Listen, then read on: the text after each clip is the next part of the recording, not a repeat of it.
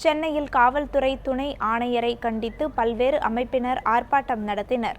நாகை மாவட்டத்தைச் சேர்ந்த திலீபன் என்ற வாலிபர் தேசிய கொடியை எரித்ததாக கடந்த 1ஆம் தேதி சென்னை புளியந்தோப்பு காவல்துறையினரால் கைது செய்யப்பட்டார். இவ்விவகாரத்தில் புளியந்தோப்பு காவல் துணை ஆணையர் மயில்வாகனன் திலீபனின் கையை முறித்ததாக கூறப்படுகிறது.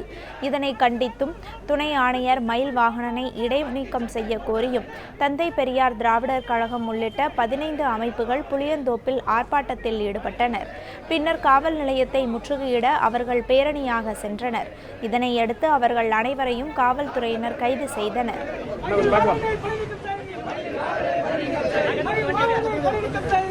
சட்டத்தை மீறிய திலீபன் மீது நடவடிக்கை எடுத்த காவல்துறை, ஆனால் அதைவிட சட்டத்தை மீறி ஒரு சிறுவனை கையை ஒடித்த காவல்துறையை தமிழக அரசு உடனடியாக இந்த அதிகாரி அவர்களை சஸ்பெண்ட் செய்ய வேண்டும்.